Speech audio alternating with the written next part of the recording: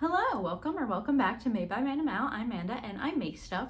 For those of you who don't know me, I'm a crochet artist. I mostly focus on making amigurumi plushie type items that I sell at market events and online. I am in the middle of market prepping for some really big events I have coming up this month, and in my last video I had mentioned that I was thinking about making some bigger items that I could sell at a higher price point because the majority of my inventory right now are items that are under $30, so I don't have a lot of bigger item inventory specifically, and I got it in my head that if I can make some bigger items that would really help my sales. However, I am not that much of a patient person, so I don't really like making patterns that take me really long to make. So I got it in my head that if I bought a bunch of jumbo yarn and just made my regular patterns that I make with jumbo yarn as opposed to the bulky, super bulky yarn that I usually use, I could have way bigger items, charge more for those items, and hopefully make more money. So that's what I did. Starting with this girl right here. This giant flamingo girly. I am not typically someone who crochets with a lot of jumbo yarn. This was probably the biggest project that I've made thus far. This is an AQ crochet pattern. It'll be linked in the description below. I was really excited to make her. I started making her and I slowly started to realize that I was using a lot of yarn to make her. She actually took almost 2 whole skeins of Sweet Snuggles jumbo yarn, and I am just not used to using that much yarn for projects, so it started to make me a little uncomfy, and I started to really think about how much it was costing me to actually make her and how much would I actually be making even if I sold her at a higher price point, because I had to put so much into the material costs for her. I started to think, like, you know, is it really worth it to be making all these items with jumbo yarn? Because yes, they're way bigger, but also look at her just hanging out. She's literally like as big as me. She's just hanging out here. So I started to think about the fact that the material costs are also higher even though the items are bigger. So if you've watched my other videos, my market breakdowns and everything, I don't really track my material costs per item. I've never done a real true pricing configuration where I really factor in how much in materials I'm using per item to really get a true price and a true profit for all of my items.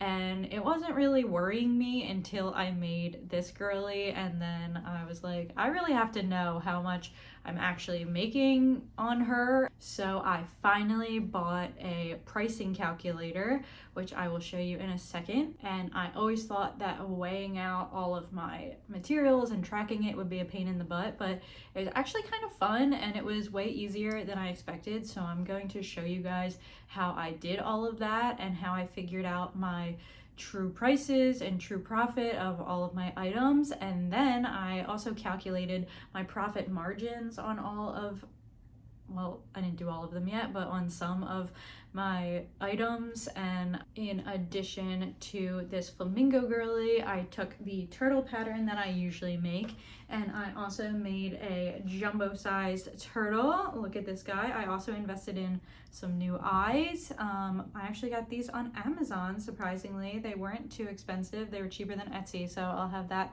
linked in the description as well. And for size reference, this is my jumbo size turtle, and then this is my regular size turtle. So here they are side by side. This turtle I sell at $20, and I was gonna sell this turtle at maybe $40, but before I decided that, I wanted to use my pricing calculator to directly compare the exact same pattern and the cost of materials in the different sizes of these turtles to see which version would have a higher profit margin. I'm sure to some people this would come as like common sense kind of a thing, but I don't know, it just didn't come as common sense to me. I was thinking like, oh, I'm gonna charge way more for this bigger turtle, so obviously I'm going to make way more money. But when you really look into the logistics of it, that's not always true. And I will show you the data in a second to back that up. So I just wanted to show you these guys first. And I made this giant flamingo, and I also made this giant bee. She's really cute. I just kind of freehanded this to make it as big as I thought that I wanted it to be. And I love her with her little sparkly eyes. And these are the jumbo things that I made this week. It was fun. Jumbo yarn was a fun experience. It's really, really difficult to make magic rings, and even the chain 2 method instead of the magic rings, I even struggled with that just because the yarn is so big. It's like hard to kind of pull it through and close circles and stuff like that. So that was my only struggle, but besides that, I liked working with it. But now we're gonna get into the numbers, and I'm gonna show you how you can figure out which of your items is actually making you the most money. Okay, so here is what the pricing calculator looks like. This is Kinda Creative Studios' pricing calculator that I purchased on Etsy, and it's really great. A lot of awesome fields in here and calculations that she's put together. She also has a tab over here where you can really enter all the specific kinds of yarns and eyes and the prices of everything that you specifically purchase, and then you kind of enter all of that information here, as well as the amount of yarn that you're using, which I'm going to again show you how I figure all of that out in a second. And then using all of those things, these fields over here are automatically calculated for you, and you can find out your actual material costs per item, as well as your calculated selling price, which actually includes the cost of materials plus how much you would like to pay yourself hourly. That was in this tab over here. You can figure out your own hourly wage, whatever you decide for it to be. Mine is $15 an hour, and then that is automatically calculated into this field over here, where it will tell you what the pricing guide suggests your calculated selling price should be based on the material costs, as well as that amount that you would like to pay yourself hourly based on how much time it took you to complete that item.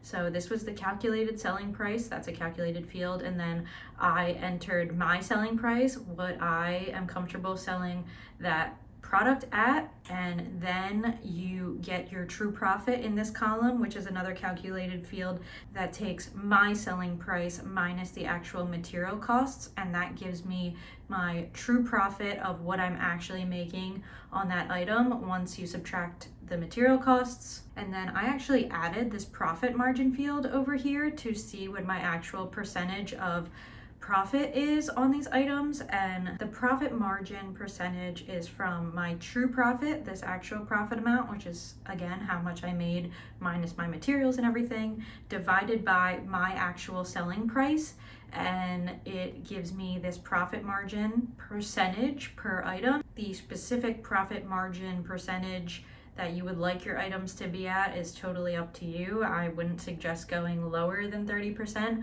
I personally like to stay higher than 50% just because these are handmade goods that I really work hard on, and I'm comfortable with over 50% profit margin, and anything lower than that is kind of red flaggy to me.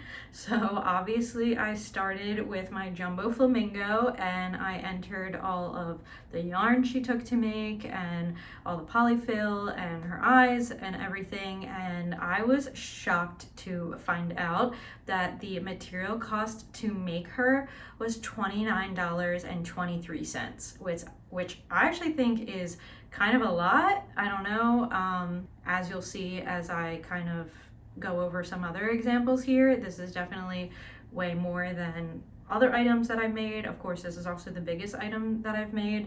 The suggested calculated selling price for this item is $51.73.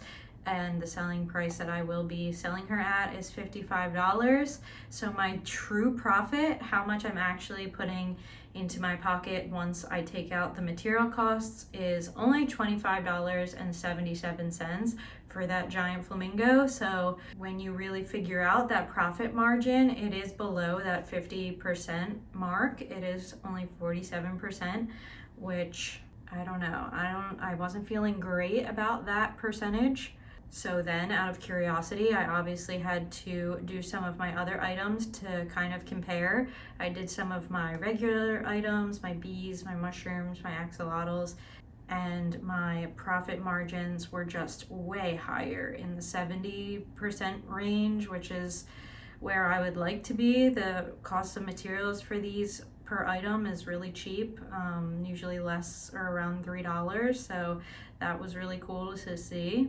And then, like I mentioned, I wanted to do a direct comparison, so I took the regular turtle that I usually make and compared it to this jumbo turtle that I made, and I directly compared the material costs and the profit margins, and look at this difference, guys. It only took $3.93 to make my regular size turtle, and then to make the jumbo turtle it took $13.83, and I was planning on selling that at $40, and I was making $26.17, which, yes, it is more than the $16 in profit that I would make just off of my regular size turtles, but the profit margin here is 15% lower on the jumbo turtle because it cost way more to make.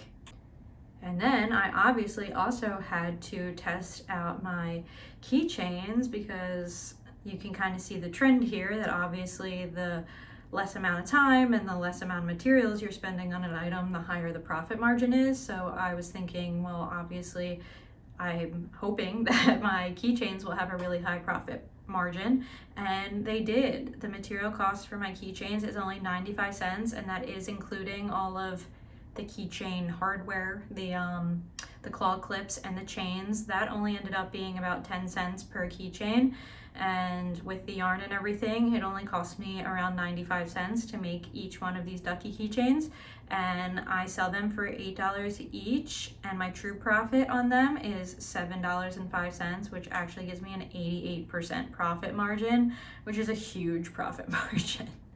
So I am definitely happy with that number. I'm going to continue to enter all of my items and see which items give me the highest profit margins, because that's definitely going to help me with my inventory prep and knowing how much of each item I should be making, because that's going to help tell me what will help me make the most money.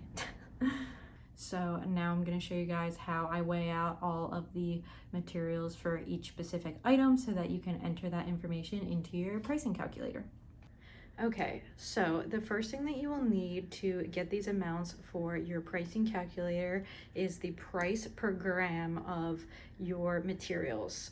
So to get the price per gram of this specific yarn or your polyfill, you are going to take the amount of money that you spent on this. So I spent $9.99 on this skein of yarn. Sometimes you might get it on sale, so you could put that sale amount. I try to buy my yarn on sale, but just for this example, I'm going to use the $9.99, which is usually the price of Chanel Home Slim and Sweet Snuggles Light yarn, and then you are going to divide that amount by the total grams of the skein of yarn.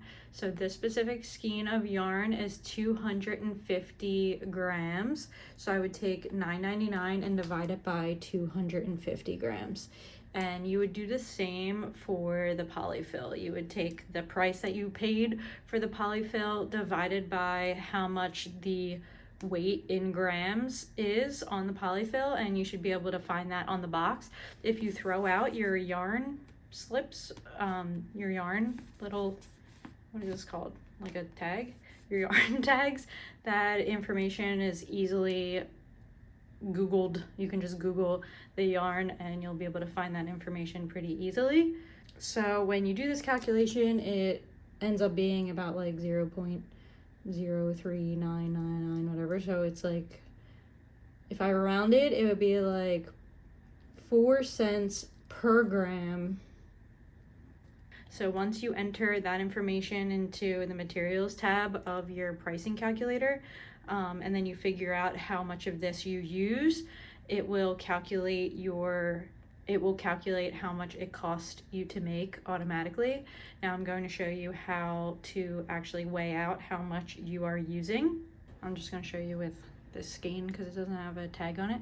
So I would take my skein of yarn before I start making my project. And I have this little food scale right here. This is pretty cheap on Amazon. I'll have that linked. And you want to turn this on and make sure that the unit is set to grams. You kind of see here that it says it has a little G on it, so that means it's set to grams. You can make sure it's zeroed out if it isn't already. And then you want to take your skein of yarn and put it on your scale and see how much it weighs before you start your project. Oh, I was touching it and messing up the number. Okay, so it weighs 181 grams right now. 180, we'll call it that, sure. And then I like to kind of like write that information somewhere so I don't forget about it. I'll like put a note in my phone or something like that, but we're just gonna like write it here so we don't forget. And then you're going to make your project, make sure you weigh all your yarn colors, and then you're gonna come back after you finish your project and you're going to re-weigh the yarn. So let's say after the project we come back, we weigh this yarn and it only weighs 100 grams now because we used a bunch of it for our project. So now it only weighs 100 grams. So we're gonna take 180 and subtract the 100 that is left, and that'll give us about 80 grams that we used on our project. And that's how you get your yarn amount of how much you used of your yarn, and you can enter that in your little yarn field in your pricing calculator, and it will calculate your materials automatically for you. And then for my polyfill, this is how I like to do the polyfill. I take this big giant bowl. I don't know how other people do it. This is just how I was doing it. I take this big bowl, I put it on the scale, and it'll kind of like start weighing the bowl. And then I kind of zero this out. And then I fill the bowl with a bunch of polyfill.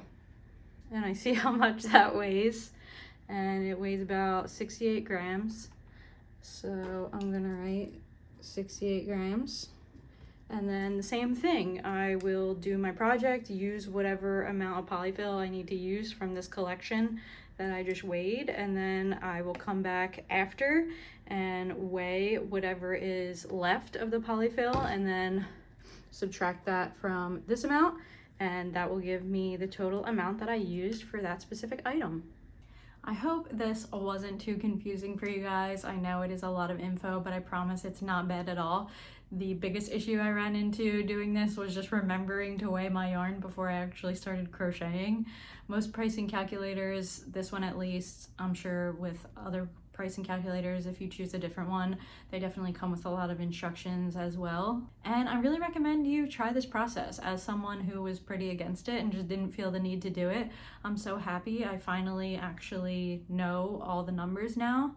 I get a lot of people at my markets commenting on my prices, saying they're too high, too low, but now I know for sure what my prices should be and what I feel comfortable charging for them. And also I'll be able to make a more concise market breakdown video for you guys where I'll be able to actually explain my true profit, which will include all of these material costs that I spend to prep all of my market items, which hopefully will be helpful for you guys, and it'll also be really helpful for me to see as well. And hopefully this will help you figure out which items are making you the most money. As for myself, I don't know if I will be making a lot of jumbo yarn items in the future. Definitely a couple to attract customers to my tables and make things look nice, but I definitely think my personal sweet spot is Sweet Snuggles Light and Chenille Home Slim, my Dolphin Baby yarns. Those are definitely my comfort zone, and that's where I really find a comfortable profit margin for me. I'm super interested to know if you guys have gone through this pricing process,